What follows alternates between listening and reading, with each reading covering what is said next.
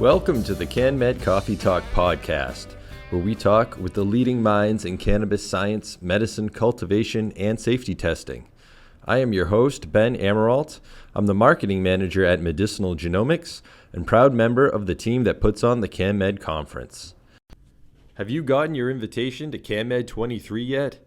If not, then head over to canmedevents.com now and request your invitation. Yes, CannMed 23 is an invitation-only event this year due to the limited capacity of our new location, the Marriott Marco Island Beach Resort in Florida. That's not to say it's a small event. CannMed 23 will feature 3 full days of cannabis science content featuring more than 30 presenters and instructors representing our key focus areas of science, medicine, cultivation, and safety testing. And new for CannMed 23, we will also explore psilocybin and psychedelic mushrooms. Check out all the information at canmedevents.com now, and I hope to see you there. This episode, we talked with Nathaniel Pennington. Nat is the founder and CEO of Humboldt Seed Company and has been supplying high-quality cannabis seed to growers since 2001.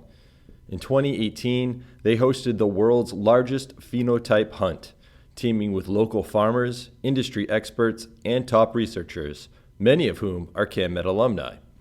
We talked about that Mega Phenotype Project, as well as Nat's process for breeding cannabis seeds that are consistent and reproducible.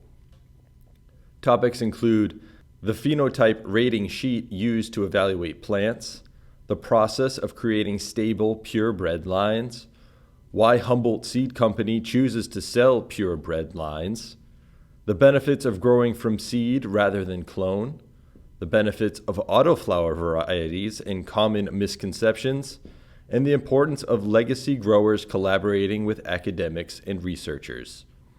Before we get to my conversation with Nat, I want to thank this episode's sponsor, Advanced Nutrients. Founded in 1999, Advanced Nutrients was the first to develop a complete nutrient system that unlocks the true genetic potential of the cannabis plant.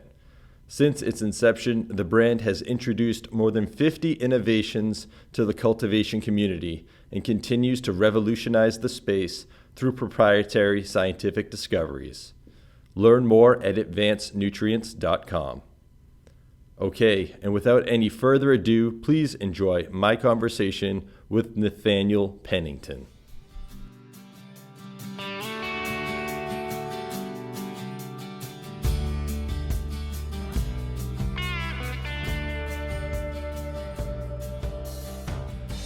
Good afternoon, Nat. Thanks for joining us on the podcast. Oh, it's a pleasure to be here, man. I'm honored. All right, let's talk about phenohunting. I know it's a big part of what you do out there at Humboldt Seed Company to find unique genetics that eventually make it into your new seed lines. And in fact, I watched the Phenotype Mega Hunt video on your website. That was a project that you did with a bunch of folks, many of whom are CannMed alumni, which was great to see. And I'll put a link to that video in the show description so people can check it out. But for those who haven't heard of it or haven't seen the video, maybe you can describe what you guys did and how it's different than a typical pheno hunt that you do. Sure. So I'll give you a little bit of like setting for the impetus for that giant project. So it's go back in time to 2016, 17, and we had years of medical cannabis in California. Of course, being we passed that in 1996. The first medical cannabis program statewide, and that was amazing.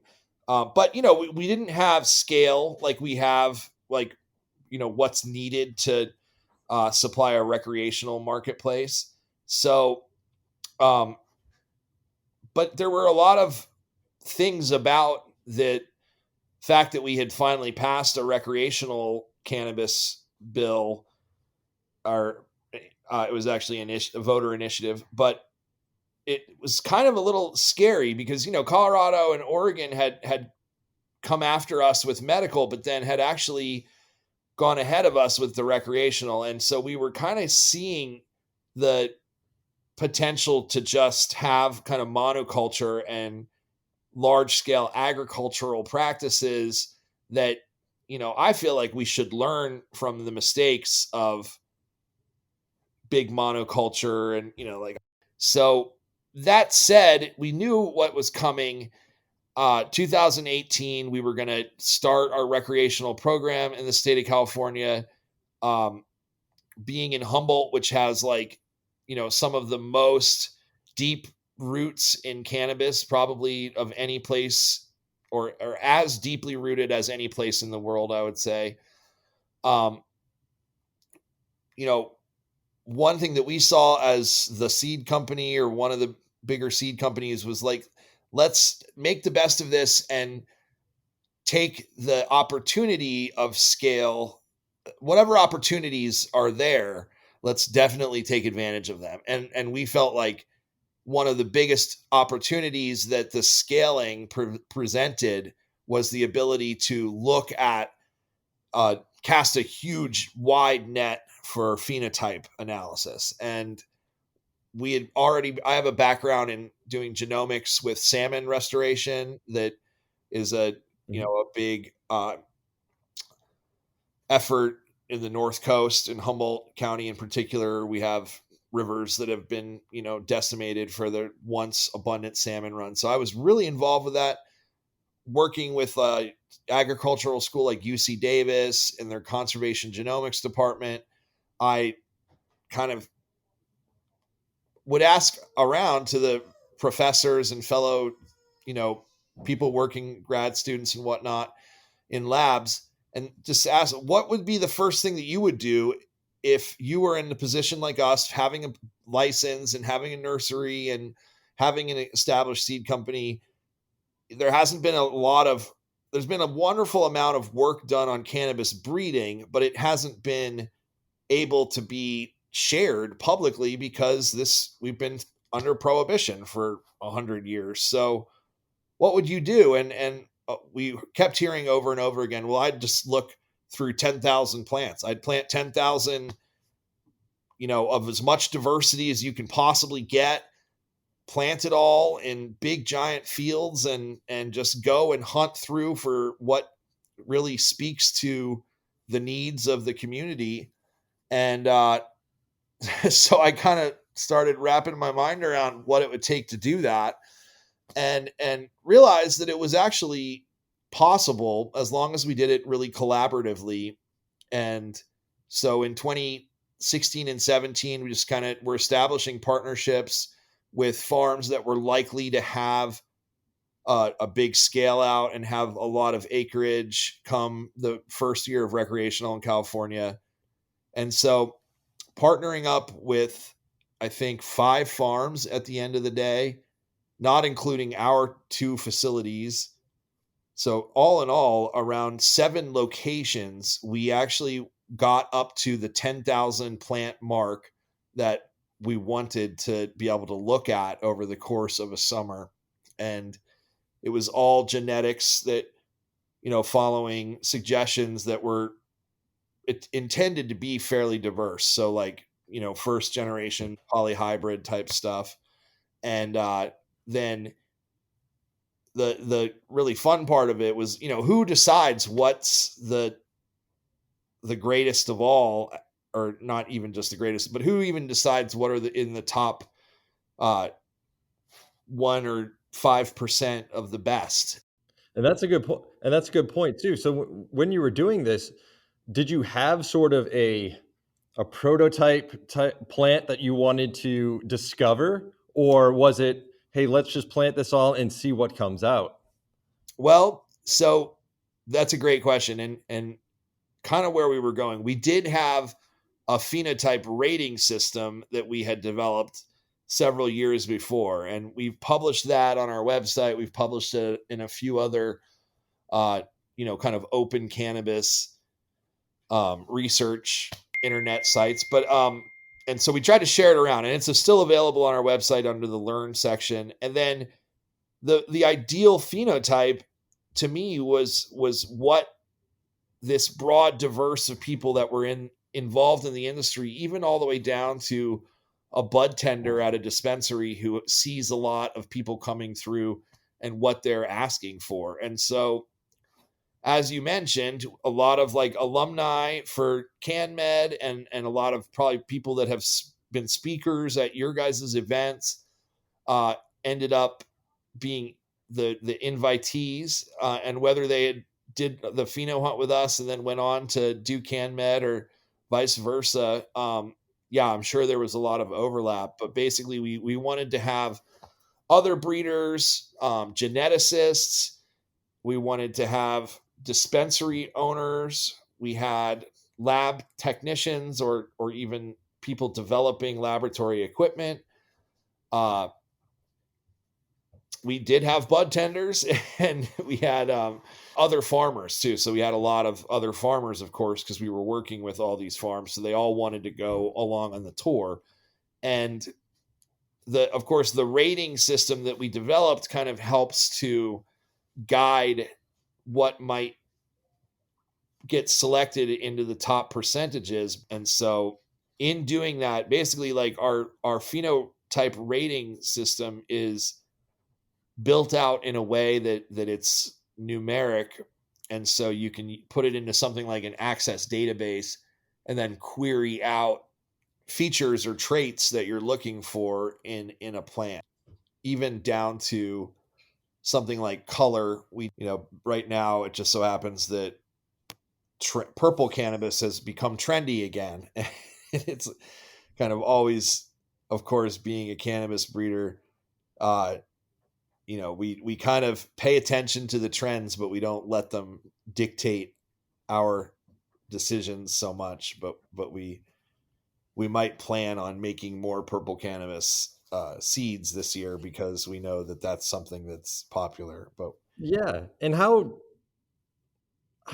easy is it to sort of adapt to different trends? Because I imagine it's got to take, a good amount of time to do the pheno hunt, to find the good genetics, and then to sort of have a stable set of seeds too that's going to give you a consistent phenotype, right? So how quickly can you sort of, you know, address the changes in the market?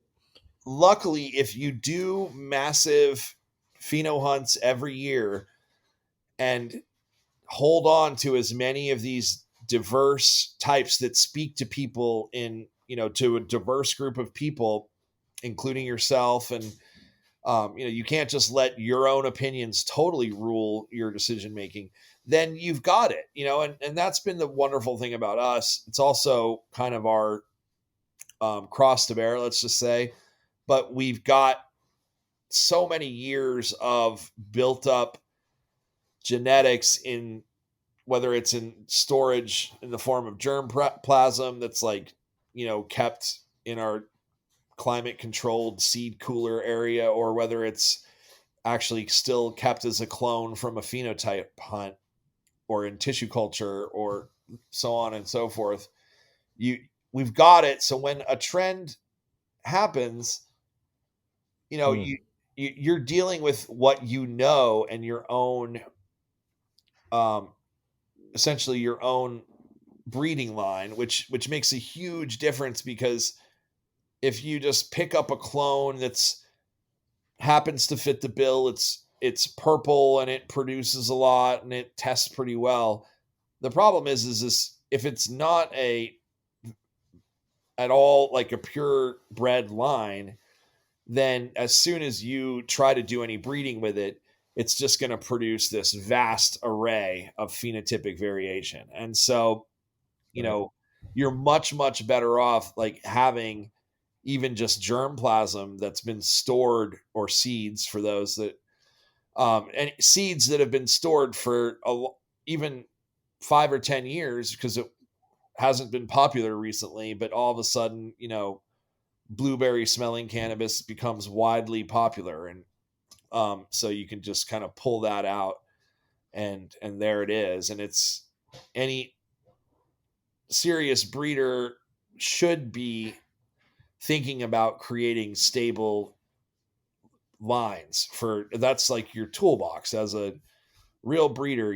If you're just going with random clones that you get out of I mean, that's a great way to start a breeding program, but that's like literally step one is having like a good clone that you find from a phenotype hunt. And that's what I think a lot of people don't understand is like, we started doing these big phenotype hunts many years ago and keeping clones, but then it's really the beginning of the process, because before you should release anything to the public, or before you can, the biggest thing I try to get through people's mind is like, you to have something that's a real breedable line, it should produce repeatable results. So like you should be able to take one seed and grow a plant out of it and cross it with whatever, if you're making a hybrid seed or if you're making an inbred line,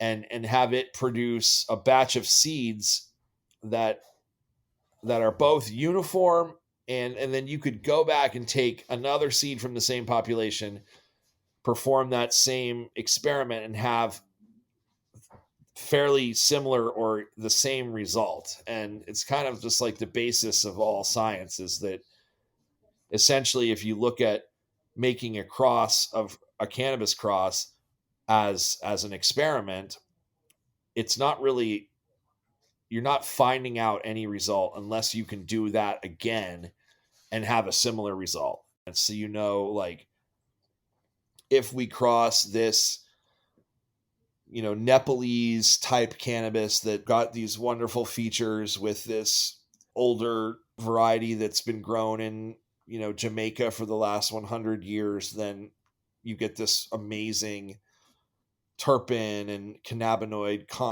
combination. Those kinds of discoveries can only happen when you have relatively pure lines that you're working with.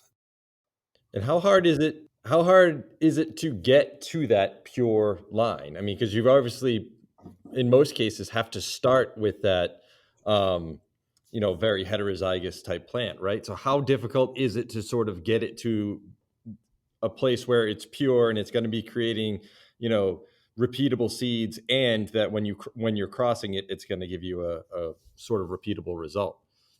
So that's a really, really great question. And it has a lot to do with how heterozygous or homozygous the plant might be when you start. And so if you did, let's just say, happen to find a seed, an accession or a group of seeds that came from an isolated area, people are calling like landrace seeds, that have for the most part just been bred within that population and selected for, let's say, 10 years or something like that, then that just kind of like going to be naturally fairly homozygous population. And so you're kind of jumping ahead. But then again, the negative of that is that, when we've done that and gone like, into the deep into the interior of Jamaica and found, the Jamaican lamb's bread, for example, the propensity for hermaphroditic traits was incredibly high, and there was like a lot of Right. non-commercial type stuff. And so really, more often than not, you're probably working with more modern cannabis types. And the answer to that is anywhere from, I would say, 4 to 8 generations, and it depends on how you're doing it, whether you're selfing a plant, which is basically Mm-hmm. taking a clone of the genetically identical plant and reversing the sex of it, which is essentially just how we make feminized seeds in general. And so you take away the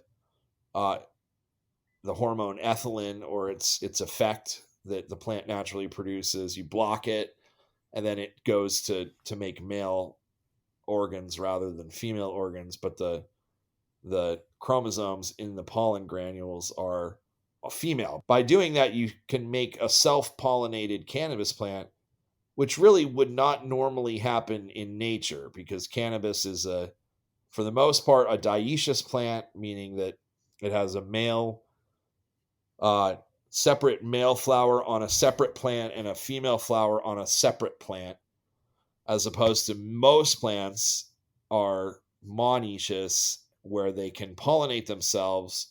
And that's not to say that all plants are pollinating themselves all the time. There is a lot of,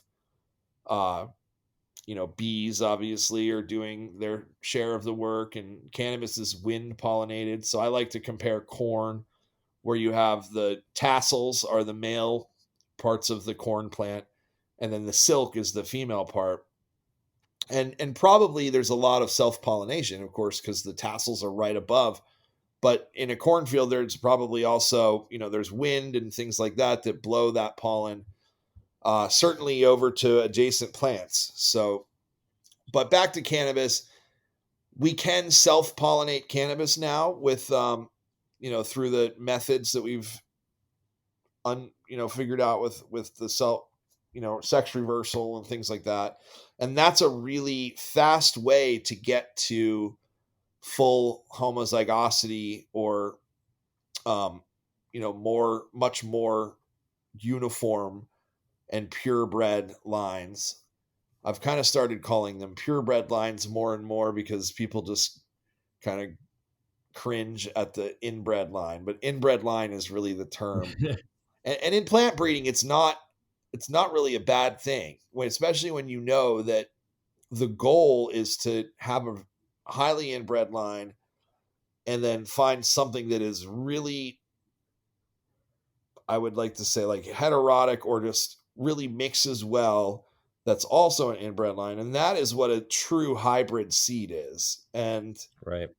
that's when you have uniformity and heterosis, or otherwise known as hybrid vigor.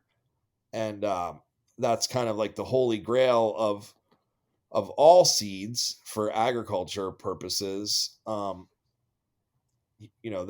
the corn that we all, like the sweet corn that we are harvesting out right now, just for our little kitchen garden, is they're 100% going to be hybrid seeds. And so that's something that we're all striving. I think many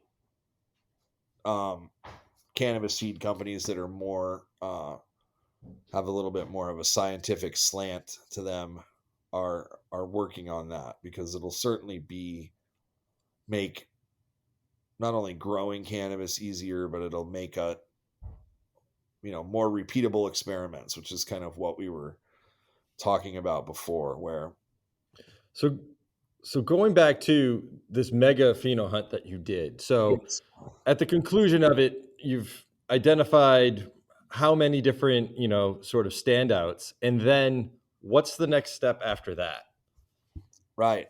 So we identified what we really only kept 1%, and with even the goal was to keep less than 1%, because even 1% of Right. 10,000 is a heck of a lot of plants to have to, turn into mother plants or preserve with tissue culture.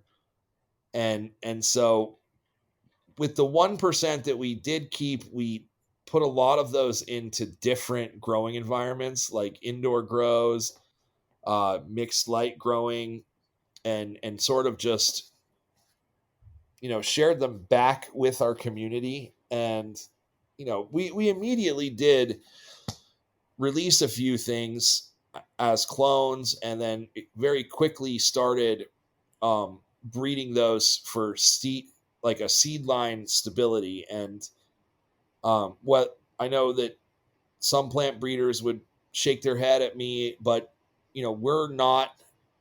We still do release some of our purebred lines to the public, because it's just the best product that we have right now in the cannabis space, for people to be able to grow with seed and still have product, like still have. I mean, one of the biggest things that we think, because we sell seeds at retail too, for like hobbyists and people that want to grow their own medicine. And they're just a lot more accessible, and they're actually a lot more vigorous. And in a lot of respects, they're, I think, it's a cleaner way of growing cannabis because you don't have pests and pathogens that can come with clones. We're all seeing the hop latent viroid thing. It's sweeping across the industry and devastating. And hop latent viroid doesn't really even transmit through seed very much, if at all. So basically, it's a much better way. It's just that we haven't done the real breeding work to make the seeds produce the way that. And if we're going to say something has, this amount of CBD and this amount of THC, or it should have a smell that's, blueberry muffin is one of our more famous ones that people like, or it finishes, the flowering time is this, that, or the other.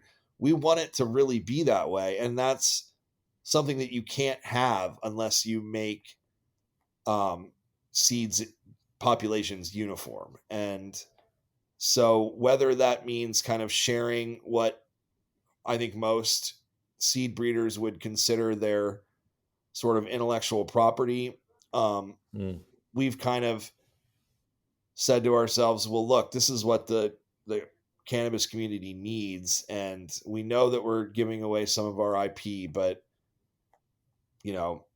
good luck trying to do what we do, because it's actually like really hard. And so for now, we're like, you want to follow in our footsteps, like go for it. And good luck. And especially considering that, like, as the developer of many of these genetics,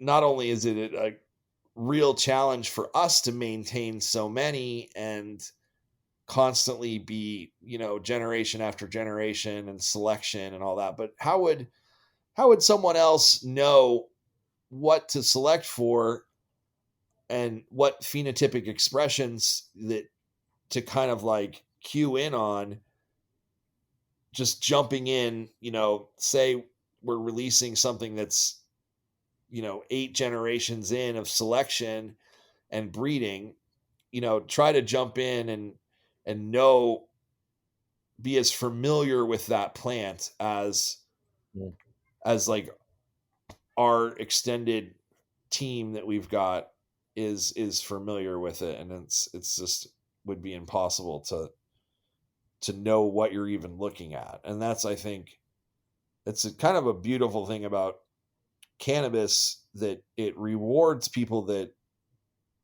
love it and have had a lot of interaction with it. And you see people like Allison Justice that maybe haven't been quite as have had quite like the longevity of Humboldt Seed Company, but are definitely not afraid to get their hands dirty and are jumping right into, being out there in the field and observing how the plants grow and doing a lot of, tons of testing, whether that's 100% in the lab or, a little bit of consumption mixed with the lab. You can do both, and I think both are valuable. But I think that it is kind of important to just be out there year after year. And I mean, I'm sure that she would, if we were to give her a call right now and say, have you do you learn something new and incredibly eye-opening every single year, since like the Phenohunt and where she came out and so many people came out and got a chance to just see fields and fields of cannabis, like, that they had never even imagined. And then going and doing that themselves now for years with hemp and in different climates and in different regions. I guarantee you, Allison would be like, every single year I learn. I mean, the plant just, it blows my mind. So it's something that you can't just jump in, with and think that even if you have, I mean, one of my good friends, Kay, is a PhD plant breeder. She graduated from UC Davis. She's worked in cannabis now for 2 or 3 years, and you know, she has a lot to teach me, but I would venture to say that she has probably, called me up for advice about, how the cannabis plant's going to react to this, um, breeding strategy versus the other breeding strategy more than vice versa. And so I think we're seeing this great mix of academia and hands-on Yeah. experiential knowledge, and it's going to do the plant. I think it's going to do us some favors and start to accelerate things a lot. And people Yeah, need to be 100%. open-minded, though. People from the old industry space have to be open-minded to you know to traditional breeding practices, and even marker assisted breeding. And it's going to take a lot, I think, for people to be open to gene editing and GMO. And Yeah. I'm not endorsing that. I don't think we need that right now at all. And so there's so much work that can be done with the tactics that we've used for the last 100 years in humanity that we can apply to cannabis before we would ever need to jump into that space. But no matter Well, what. it's probably helpful that the plant's so diverse too, right? So it's not so much that we need to necessarily edit in tricks from other plants that to apply to cannabis, where we could hopefully just find it in the diverse genetics that are already out there. Yeah, exactly. I mean, one of the things that really gave me another boost of excitement about what I do was starting to work with the what we call auto flowering, or Yeah. ruderalis is sort of the. And you know I started about 8 years ago just toying with it, and getting some seeds from over in Europe, where it actually kind of had been a little bit more common and popular than in the United States, and just saying to myself, like, I gotta see what this is all about, because I've heard mixed stories, and Right. so firsthand, that's cannabis is something that, like, you really gotta just, like I said, get your fingers dirty and get in there to really know. So got these ruderalis seeds. It took a few years to figure out some of the nuances, like how they're very sensitive to the early first 2 or 3 weeks of their life. They need to be put into a, you know, I think the best way in the long run, the best way to grow autoflower is going to be to direct seed them in fields, or into Hmm. pots, or whatever, wherever your growing media is, just to get them directly put in there. And I think the seeds need to be a little bit cheaper before people are going to do that. So that's kind of on people like me to help make it more reasonable. But um, you know, they need to be, if they get root bound at all, even the slightest bit of root bound constriction, then they'll go right into flower. But other than that, there is so many advantages of that type of cannabis. And what I learned quickly was that, this is kind of back to like the editing, not GMO, but just like something like CRISPR. Um, but you don't need that tool. But what I realized was that you can, through four or five generations, you can, for all intensive purposes, cut the trait of auto flowering. So, no matter what, I'm not going to pay attention to the day length and flower in the fall. I'm going to flower after, I'm going to be finished, let's just say finished flowering after 2.5 to 3 months, that's a ruderalis cannabis, and you can cut that trait and paste it into any of the popular photoperiod types or rare cannabinoid types, CBG, CBD.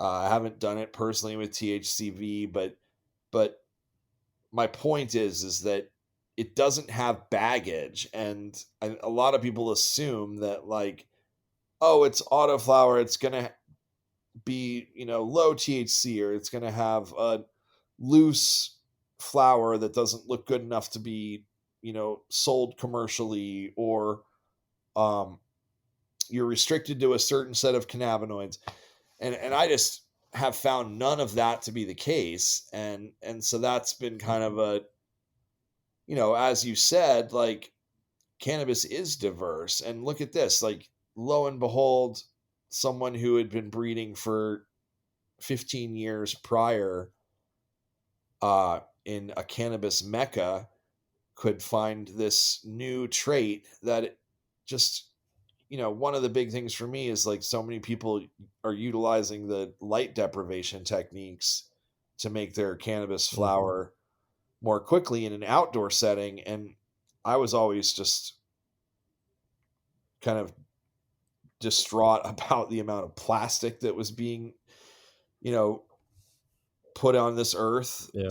through that. And I mean, we're guilty of it ourselves. We utilize light dep. I'm not saying that we're above that or anything, but I just knew that, hey, here's a way that we can have nature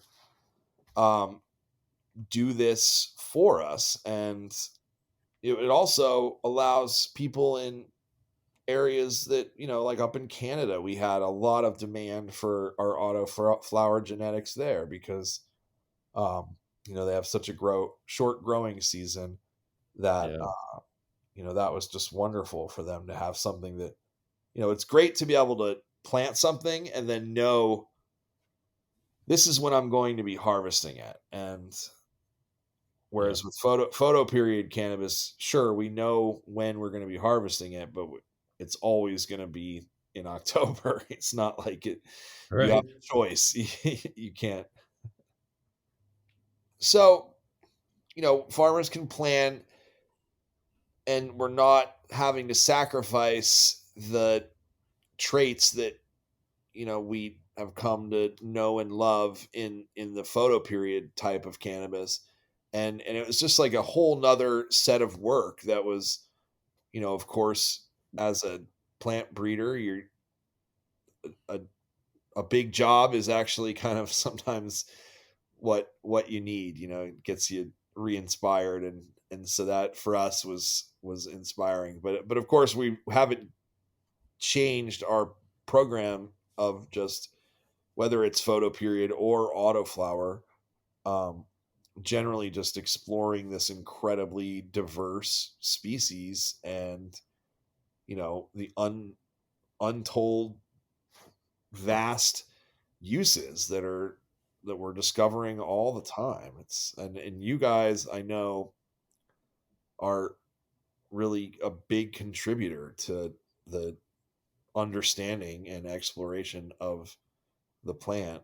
And I really appreciate every paper that you put out, or all of the uh, you know conferences and networking events, and it's just a great way to connect all the people that are so interested in this. And Yeah.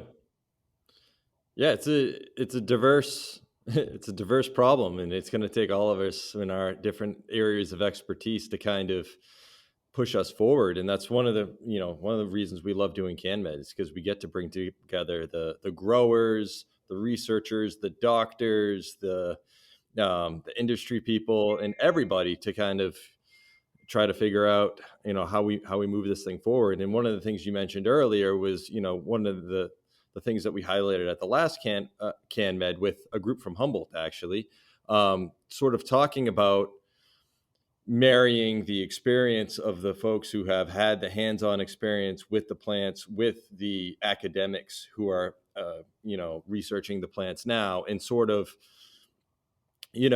finding the scientific reasons for what you guys may have already discovered, Yeah. and sort of bringing that information to everybody. So I think Yeah. that's a really really important part.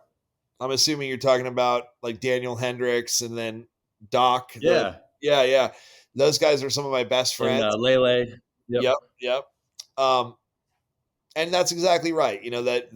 They're pioneers here in Humboldt, and Doc is just another breeder that has been around even well before my time, and somebody that I have a lot of respect for. And you're absolutely right. It's bringing the academia and this world that has existed for so long. You can't discredit it because whether or not um you know we were outlaws at a time, and whether we're still outlaws in the eyes of some, it it is and has been a plant that's been appreciated by humanity, and a useful plant for since the beginning, time immemorial, let's just say. And you know there's no denying that it's thankfully finally coming into uh out of the sort of darkness and clandestine world that it was in. And so heck yeah, let's merge together all these skills and um capabilities. And I think, circling back to the phenotype mega hunt, um Hendrick's team, they were big involved with that whole project. And um that maybe was like one of the you know earlier attempts at that kind of a gathering and a meeting of the minds. And uh, gosh, I can't deny that just being close to universities like UC Davis, and even what's now called Cal Poly Humboldt, used to be Humboldt State, but it's a polytechnic university now, part of Cal Poly's program. Um, it has a lot of potential for us, and we've been able to utilize those resources there a little bit. Um, gosh, I don't know if I should even admit, but sometimes more, in a little bit of sneaky way. And universities can touch hemp, and they can, Right. do some sequencing work. We've done some sequencing work, whether it was technically hemp or not. Let's maybe save that for when we're all laughing about how silly the laws were in 30 years. But doing stuff with the universities is just, in the normal ag and plant breeding world, that's so commonplace, and it's so critical to being able to, both um, kind of foster a young generation of people that are educated in plant breeding or a skill or trade or whatever, and doing it in a real setting that is like the essentially a business that has, an economic future and a value. And we can't do that right now. We can't do it well, let's just say, at least. And so a lot still needs to happen. um but we're glad that we're close to UC Davis. I'll just tell you that. And we're already developing as many connections, and gathering as much information as we can. And Humboldt Seed Company is, I think it shocks a lot of people that we're self-capitalized and we don't have a massive research budget. But when we do have budgets, that and we we do spend a lot of money on doing R&D and research, and we've seen kind of some of the pitfalls of taking on massive investment and having, kind of, having the folks that essentially lent you money breathing down your neck and saying, well, Yep. look, I don't care about what you're doing to make the plant better for 5 years from now. Like, we need to get out of the red today, and you need to start Right. turning. We want our money now. We want our money now. And so that, I mean, I thank, our lucky stars that we've been able to navigate without having to do that, because, every day we wake up at Humboldt Seed Company and say, what can we do to, make this plant more accessible and better and more consistent, and, discover unique, diverse, useful types. And so that's just a great mission to have when we wake up in the morning. And it's all been very organic. It's all been, through connections, like, just introductions from someone like Allison Justice having come and participated in one of our pheno hunts. And I think earlier, like, you asked how we're keeping up with that. And, as you can imagine, we did the 10,000 plant hunt. We did another substantial hunt the next year. And then we really started to have the effects of COVID were definitely made for some of the smaller hunts that we ever had. So I think in 2020, in 2021, we didn't have quite as vast of a population to look through, just because we really weren't, going from farm to farm, potentially spreading COVID and looking for, but we still, I think every year we've maintained at least, like, looking through 3,000, and this year we're looking through 5,000 plants, actually more, because we've got our facilities over in New York. But yeah, it's definitely, it's our, right now it's the biggest thing. Tomorrow I'll be looking at going to a farm called Casa Flor, which is an outdoor farm in Mendocino County. So I'll drive from here, where I am in Humboldt, at our what I call our anchor farm, and drive down there with the film crew and revisit Casa Flor, because, of course, to do the way that we do it, and this is fairly labor intensive, but we go and take all of the vegetative cuttings or clones off every single plant down there, and then store them, keep them in veg, and just essentially just kind of keep them alive until they're essentially about ready to harvest. And so we then go and return. So this will be our return visit to Casa Flor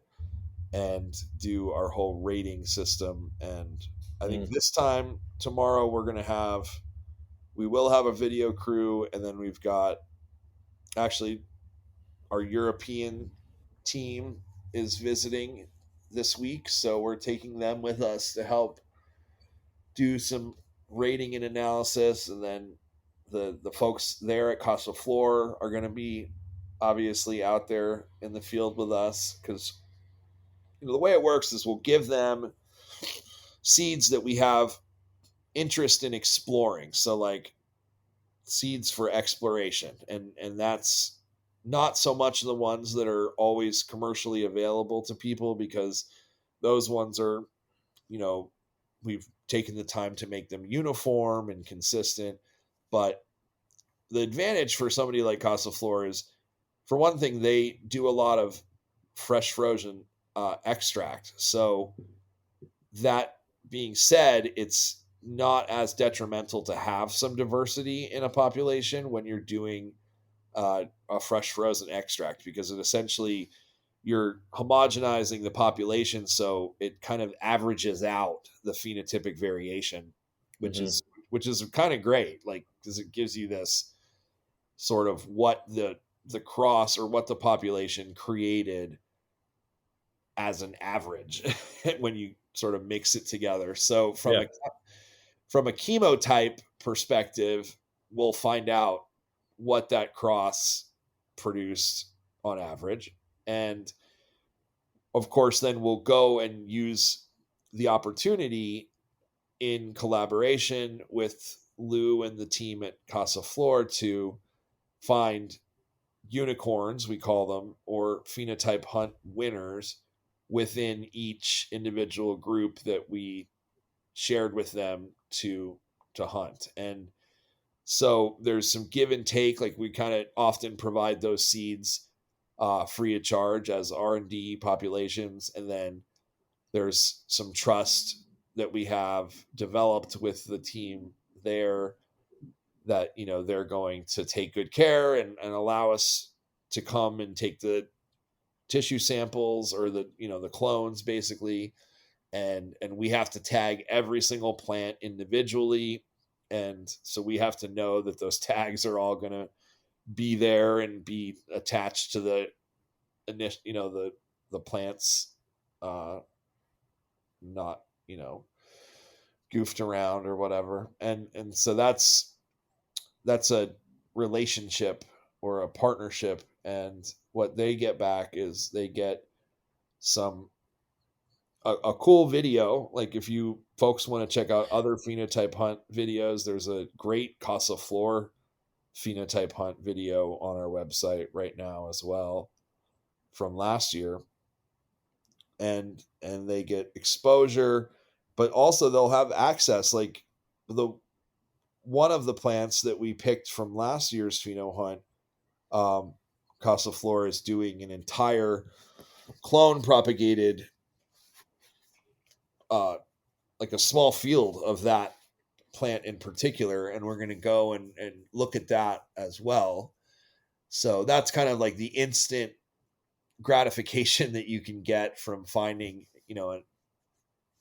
a unicorn or an amazing pheno, is that you can just turn around and the next year, um, we'll often offer it back to that whoever, whatever farm it was, and say, hey, if you Mm. want, go ahead and propagate the crap out of this, and then you'll have kind of almost an exclusive market for this new thing that we've found the year before. But the seeds themselves, we won't put those out.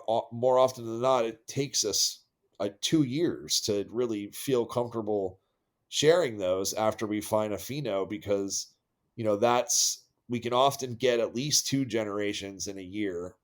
And so it may be 4 generations later before we really feel like it's ready to um, be in the market as a seed that And that's 4 generations of selfing, right? Because you're not going to have a male to breed with, right? right. Yep. And that's kind of what we're doing now, but it's selfing with selection in between. And this is something Mm. that's like, now I'm sharing some trade secrets, and I'm probably, most people would say you've already shared a ton of them on this interview, but here's one that actually I feel like is not common knowledge, or if you picked up a book or whatever. Um, so when you self something, it's makes a massive difference how homozygous or heterozygous it was in the first place. So if you self something that's just like a random clone that is, you have no idea what really the background is. Like, somebody might just say, this is cookies times runts or Yeah. whatever the heck. And all of those things are really very heterozygous, if you were to do, like, an analysis of how much variation they're capable of producing. And so if you take that clone and you start your project with something like that, then you're going to, the selfing is going to create just a huge array of, because you're really going to see what's going to come out of self pollination is grandma and great grandpa, and like just the whole family tree is going to all of a sudden come back out, which can be kind of useful for certain strategies in breeding. Actually, it's kind of neat. Hmm. But it's not specifically moving you a big step towards uniformity or homozygosity. It's so we have Oh, done. so selfing's not like, it's not gonna, those seeds that result from selfing aren't like a, for all intents and purposes, a clone of the mother. It No, can be not at just all. as diverse. Yeah, it Yeah. may be. It may sometimes, in some cases, it can even be a little bit more diverse, but it's a good step in the right direction. And so, but what the process for us, it's what's really important is like there are situations where we've been doing sibling crosses for many years. We already have a fairly homozygous line, or maybe it's something that came from a specific part of the world that was isolated, like a landrace. And so the selfing of something like that is not going to split the atom open Right. and make a ton of diversity, but selfing something that's probably, part of one of these more modern super high, like polyhybrids that are just kind of like that will create a bunch of diversity. And that's not to say that that's not a good way to start making a more purebred line. It's just when you do that, know that you're going to have to self and then do a phenohunt afterwards to find. And the purpose of that phenohunt afterwards would be to find the ones that are expressing the most similarity to the The progenitor. original. Yeah, um so you basically have the clone, you've selfed it. Now you look through the progeny and you're looking for something that resembles that progenitor clone or the original. And so the assumption is that that one has a fair amount of homozygosity that it inherited because of its uniformity. And that could not be necessarily true, but for what's important to us, which is like phenotypic expression, cannabinoid, chemotypic expression, it's probably the case. So then you take that and now you're going to self that one. And so that would be an S2 generation. And now you're going to start seeing a much, much more uniformity in the progeny. And but still, if you had to do a pheno hunt for the S1 and it was vast and it was diverse, you're probably going to have to do a pheno hunt for the S2. And then now when you get further and further, and here's the interesting part that is what I would consider a little trade secret, is there's a point in which you have so much uniformity, and we're at this point with quite a few of our lines now, and that these aren't necessarily things that we're sharing now with the world, because it actually starts to become deleterious to, you're having something that's too inbred to share it in and of itself. But you're on the path to making a true breeding hybrid seed now. But the interesting thing is Yeah. you do selection maybe, but the selection is actually, if you look for the biggest, healthiest, happiest plant, you're actually probably not picking the most homozygous plant. And this is where doing sequencing and looking for homozygosity can be helpful. And definitely it's kind of like a marker assisted breeding. It's not exactly a marker, but you know finding out which one of the progeny is the most homozygous and then moving forward with that. Ironically, though, it's not, you've now, I'd say once you get to like S4, S5, you're no longer looking for the most vigorous, healthiest plant, because that is likely the most heterozygous plant. And so it's a Right. weird switch that you have to do. And it's also around that time where you're switching from like, this is something that I would personally want to grow, like if I was a farmer, to like, no, this is something that I'm moving towards being a highly inbred line that is now going to make a true hybrid seed. And so that's like oftentimes we'll just sprout a tray of S4 type seeds and look for the ones that looks just like not the most mutated one or the most terrible one, but certainly no longer are we trying to pick the best. It's just like you have to start picking the ones that are average or true to form. And Yeah. you know, because you're working against All right, yourself. Nat. I gotta let you go. Yeah, I just keep giving away. It's been much more than 15 minutes. I gotta let you go. But before I let you go, I want to give you a chance to plug any social media, websites, resources. I know you've mentioned a few during our conversation, but now's a good time to kind of bring those up, and I will put links to them in the show description as well. Yeah, we have our website. We also have a YouTube channel, and of course, we have the classic Cannabis Instagram account that kind of is always in danger of potentially getting turned off. But the website and the YouTube are really great and stable. So HumboldtSeedCompany.com, and YouTube channel is just Humboldt Seed Company. And our Instagram is the Humboldt Seed Company, at the Humboldt Seed Company. And thank you so much for having me on. And yeah, sorry about all the tangents, but No, I love talking about this no, stuff. no, it's been a pleasure, and we appreciate you sharing some trade secrets with us. And and we hope to see you out at a CannMed event. It would be great to catch up. Yes, I know. I've been meaning and wanting to go for several years now, so I'm going to be there, and you bet on it. I'll be in touch with you about that when I come. All right. Thanks again. Thank you, Ben.